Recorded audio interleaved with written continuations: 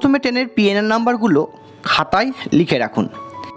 এরপর গুগল ক্রোমে গিয়ে irctc.co.in type করে আইআরসিটিসির পেজটা ওপেন করুন।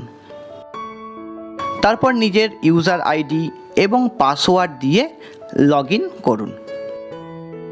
লগ ইন হয়ে যাবার পর বাম দিকের উপরে যে 3 ডট আছে সেটি ক্লিক করুন।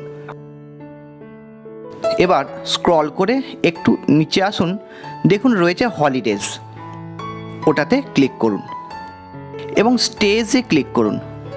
দেখুন পেয়ে যাবেন রিটায়ারিং রুম এবং ডরমেটরি রুম। এবার প্রথমে আমি রিটায়ারিং রুম দিয়েই দেখাই বিষয়টি, তাই ক্লিক করে নিন রিটায়ারিং রুম।